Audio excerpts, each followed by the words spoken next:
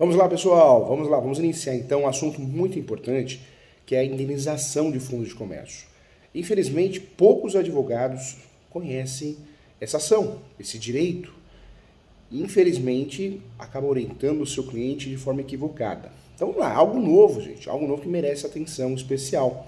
Nós precisamos ficar atentos às novas jurisprudências, aos novos julgados, às novas ações. Eu sempre falo que tem muitas ações novas que você deixa de fazer porque é doutrinária e jurisprudencial. Eu trago para você a nossa pós de alto nível. Não podemos trabalhar só com ações tipificadas. O que é isso, professor Júlio? Ações previstas na lei, que tem um artigo, que tem uma lei. O advogado ou advogada tem que ser corajoso, sim, trabalhar com ações atípicas.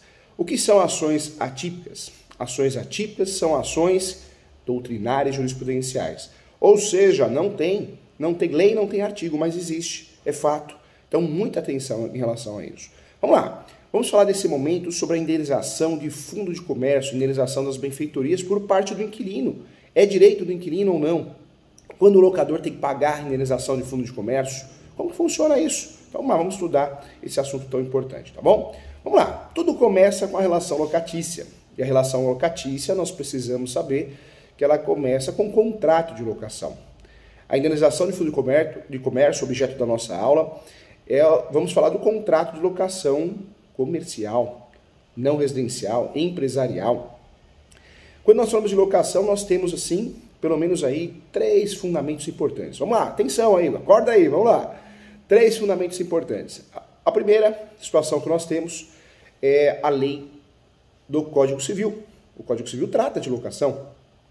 Se você verificar, o Código Civil vai tratar de locação de imóveis em caráter de exceção, mas trata muito bem de bens móveis. Qualquer tipo de bem móvel é tratado na locação, relação locatícia, pelo Código Civil. Lembrando que hotel, motel, a parte hotel, é o Código Civil que vai tratar, mesmo sendo imóvel. Vaga de garagem, gente. Vaga de garagem com matrícula autônoma. O que é vaga de garagem com matrícula autônoma? Tem uma matrícula separada. Quando você compra um apartamento, tem apartamento que tem matrícula do apartamento e matrícula da vaga de garagem. Você pode até vender com certa facilidade essa vaga de garagem porque a matrícula é separada. Tem apartamento que não. Tem apartamento que a matrícula ela é vinculada, ela é dentro da matrícula do apartamento, uma matrícula só. Toda vez que a gente fala em matrícula, vaga de garagem, se tem a vaga de garagem separada, eu posso usufruir, sim, da ação de indenização de fundo de comércio e posso também usufruir do Código Civil, tá? Depois eu vou explicar essa relação de fundo de comércio com a garagem, quando existe uma exceção da exceção, tá bom? Vamos lá, olha só que interessante também, ponto importante que eu quero tratar com você. Código Civil, locação, em regra, bem móvel. Código Civil, em regra, vai tratar dos bens móveis, mas em caráter de exceção, sim.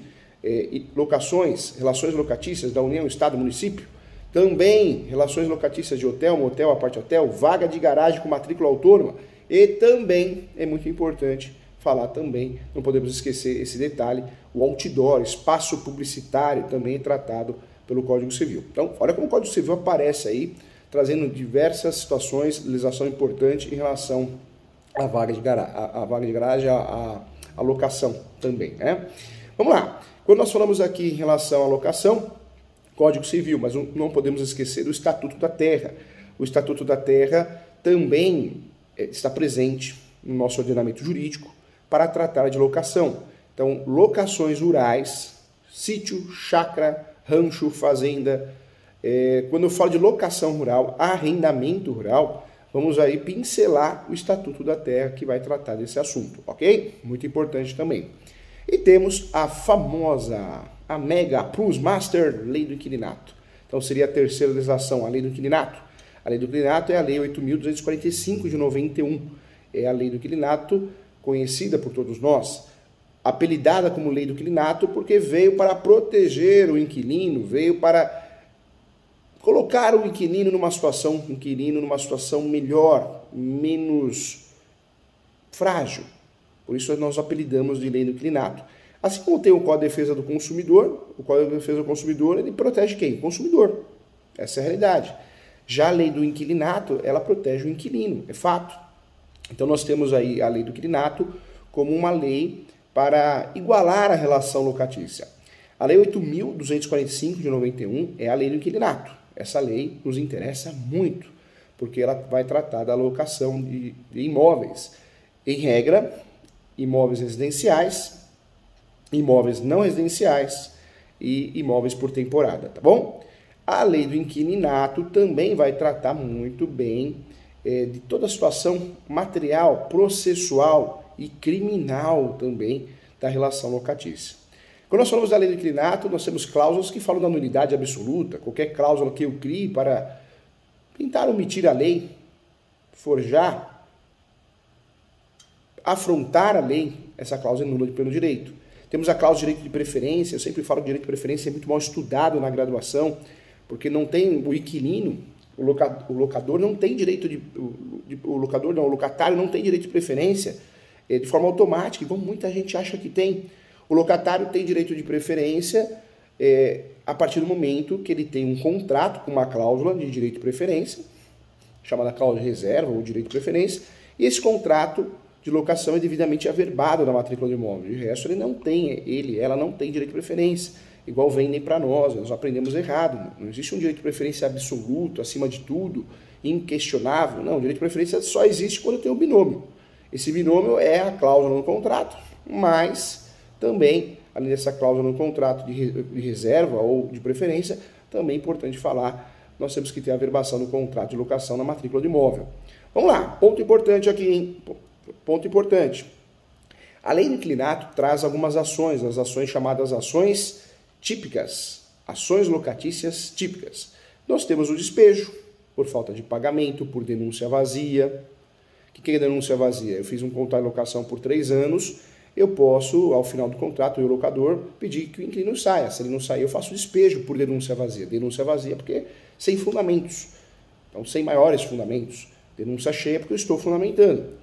O despejo por denúncia vazia é sem fundamento em virtude disso. O contrato foi feito por 3 anos, ao final do contrato eu tenho o direito de ter o imóvel de volta. E isso é um presente da lei, um plus da lei 8.245 de 91. Quando nós falamos aqui em relação às ações locatícias tipificadas, despejo existem várias espécies, modalidades de despejo. Existe o despejo por ato ilícito. Então eu alugo, o inquilino paga aluguel em dia, mas ele planta maconha no fundo. Eu alugo o imóvel comercial, o inquilino paga em dia o aluguel, paga até antes, né? 5 dias antes do vencimento. Só que ele montou um bordel, um prostíbulo, né? Então, eu posso pedir, eu proprietário, eu possuidor, lembrando que pode ser o locador, o proprietário ou possuidor, eu posso pedir sim a rescisão do contrato, e a rescisão do contrato é requerida através do despejo. Então, ato ilícito. Existe um ato ilícito, eu não concordo, eu quero a rescisão do contrato, mesmo que o aluguel esteja pago em dia. Eu posso pedir o despejo também, em virtude de uma cláusula contratual que não foi cumprido, descumprimento contratual, também eu posso pedir o despejo também. Outro ponto, outra situação que eu posso pedir o despejo, outra oportunidade também para falar sobre despejo por culpa exclusiva do locador. Nós entendemos de despejo muitas vezes na graduação, de forma muito leve. Poxa, existe o despejo que pode ser proposto até pelo inquilino. Professor Júlio, o inquilino pode propor despejo? Pode.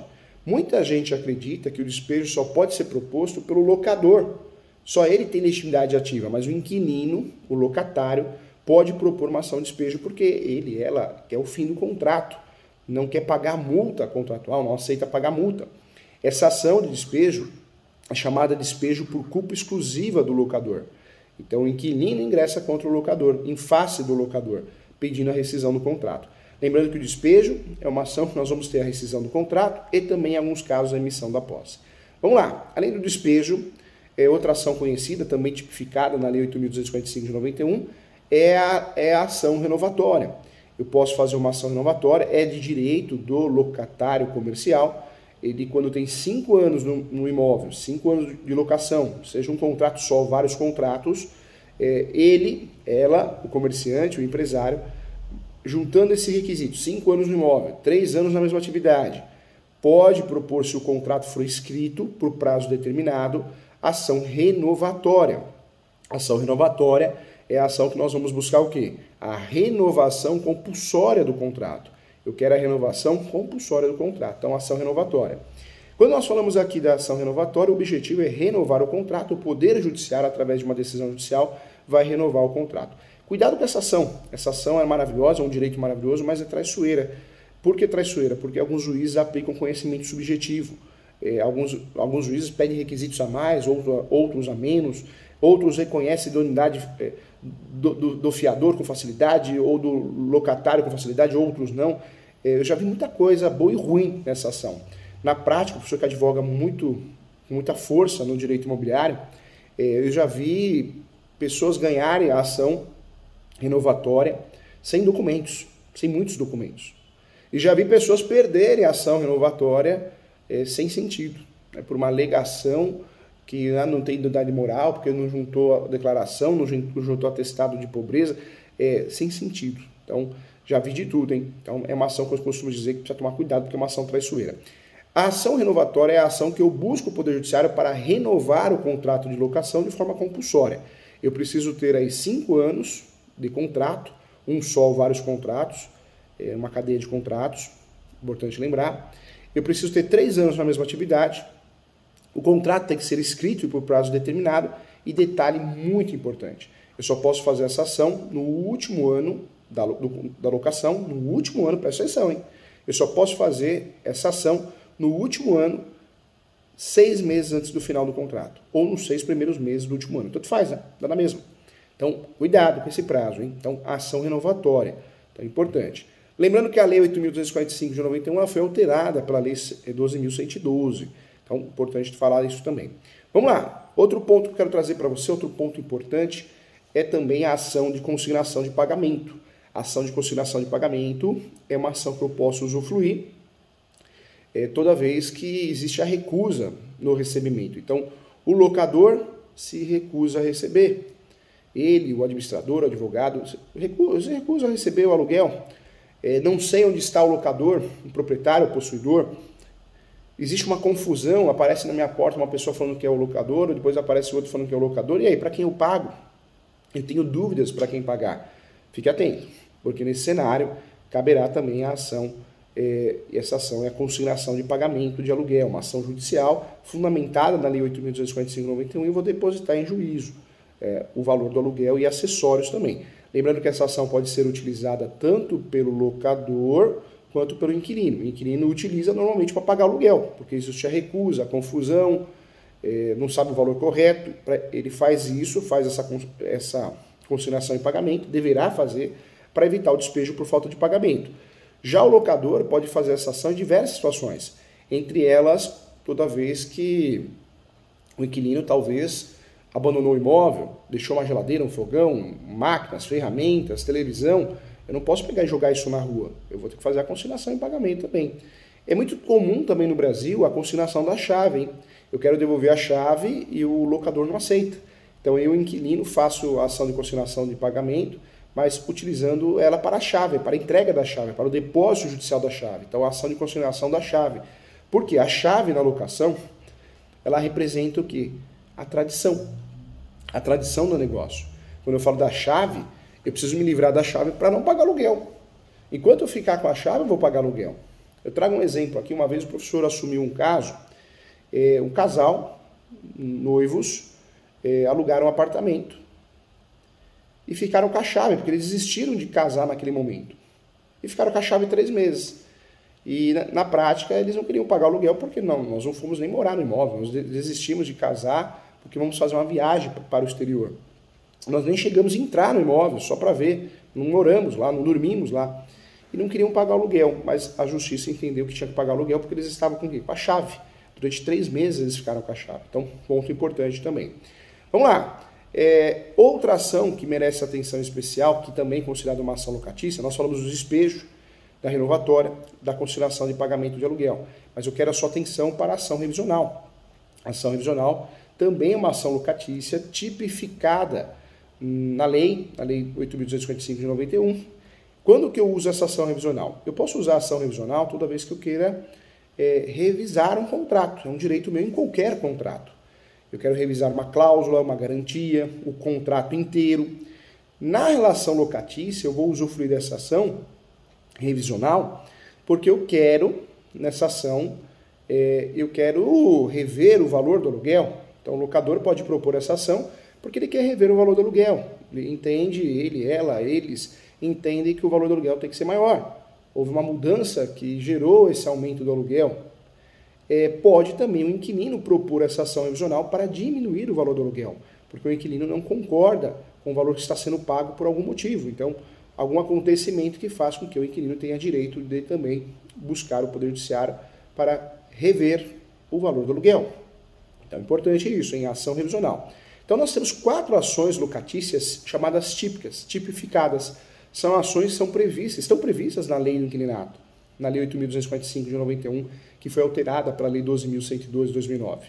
Essas ações são despejo, várias espécies de despejo, nós temos mais de 40 motivos para despejar alguém, não precisa ser necessariamente a falta de pagamento. Lembrando que tem o despejo por culpa exclusiva do locador, o inquilino pode propor essa ação de despejo para rescindir o contrato e ficar livre da multa proporcional do aluguel. Lembrando também que a ação renovatória tem que ter todos os requisitos, é uma ação típica, tipificada na lei, todos os requisitos. Eu preciso, de fato, ter 5 anos de contrato de locação provado, através de contrato, 3 anos na mesma atividade.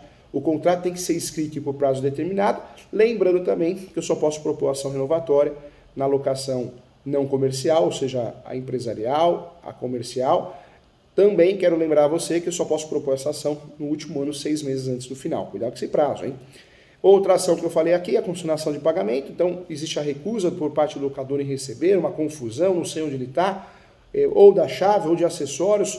É uma ação muito utilizada pelo inquilino, mas pode ser utilizada pelo locador quando ele quer consignar acessórios, bens que ficaram no imóvel. Então, também muito utilizado.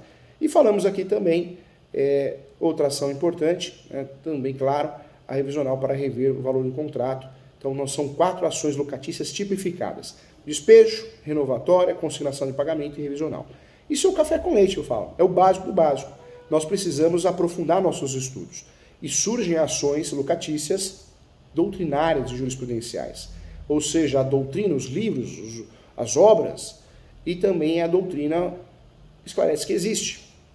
É muito comum no Brasil você usar ações doutrinárias e jurisprudenciais. Eu trago um grande exemplo para você, eu trago um exemplo importante, a ação lá do direito de família, a ação declaratória de socioafetividade. A ação declaratória de socioafetividade é uma ação que era totalmente doutrinária e jurisprudencial, não tinha lei, não tinha artigo, não tinha. O que nós fizemos? Nós usamos essa ação lá no início, conforme jurisprudência, conforme doutrina, para que aquele sujeito, ele ou ela, se tornasse um pai, uma mãe de uma criança sem vínculo sanguíneo, sem vínculo familiar. Ou seja, você criava uma criança, vizinha sua, não saía da tua casa, chamava de pai, de mãe, você fazia essa ação, faz essa ação para tornar essa criança seu filho, legalmente falando, com todos os direitos possíveis, inclusive hereditários. Agora sim, recentemente, nos últimos anos, surgiram sim algumas legislações sobre o assunto, mas até então, lá no começo, não tinha. Então, é muito comum no Brasil o advogado, o operador de direito, utilizar ações doutrinárias jurisprudenciais. São ações que não estão presentes na lei, não estão presentes no artigo, mas existe de fato.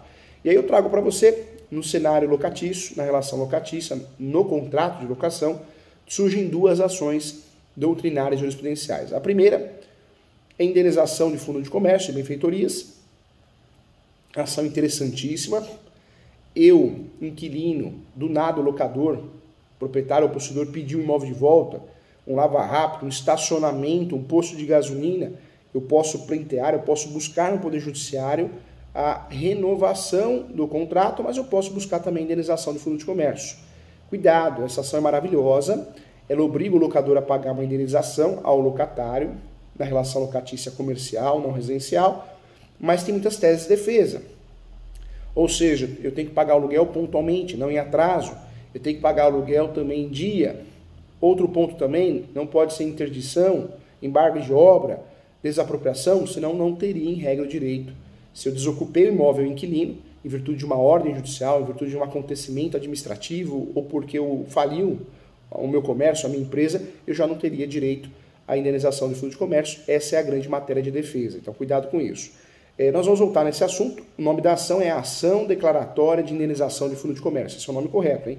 Alguns chamam também de Ação de Indenização de Fundo de Comércio. Ação importante, ação doutrinária, ação jurisprudencial, mas ação que existe no Brasil de 15 anos para cá, de forma consolidada. Mas cuidado, tem muitas teses de defesa sobre essa ação. Volto já nessa ação. Quero falar sobre mais uma situação, mais uma ação atípica, que é a ação chamada essa ação é muito interessante também, reparatória de luvas. No Brasil é muito comum você pedir luvas, né? Nas galerias, o proprietário, o possuidor pede luvas. Ó, eu quero luva, quero 50 mil reais de luva, eu quero 100 mil reais, 200 mil para você montar um comércio aqui na minha galeria. A luva, como que funciona no Brasil? Ela é crime, ela é mista. Por que mista? Inicialmente eu posso cobrar a luva do inquilino.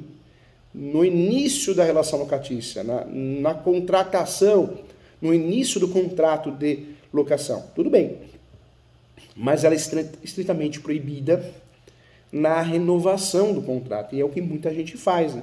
Muito locador sem saber, locador, administrador, advogada, corretor, corretora, sem saber, cobra essa luva para renovar o contrato e cobrou a luva por e-mail, WhatsApp. Se o inquilino provar isso, saiba que cometeu crime. O locador cometeu crime. Porque cobrar a luva para renovação de contrato é crime, previsto na Lei 8.245 de 91. Além de ser crime, cabe ação civil. Ação civil para reparar esse dano. Quando eu pago algo indevidamente, eu tenho o direito de, no mínimo, receber em dobro. O nome dessa ação, Ação Reparatória de Luvas. Olha o nome da ação, hein? Ação Reparatória de Luvas. Esse é o nome da ação. Então, se eu pago luva ou luvas indevidamente, eu tenho o direito de receber de volta em dobro. Ação reparatória de luvas, ação doutrinária e jurisprudencial também, tá bom? Então, legal. Então, nós temos nesse cenário duas ações, eu diria que novas, né? Duas ações doutrinárias jurisprudenciais. A primeira ação é a ação reparatória de luvas e a segunda ação é a ação de indenização de fundo de comércio. Legal, né, esse assunto? Eu volto já para poder aprofundar o assunto em relação à indenização de fundo de comércio. Até já!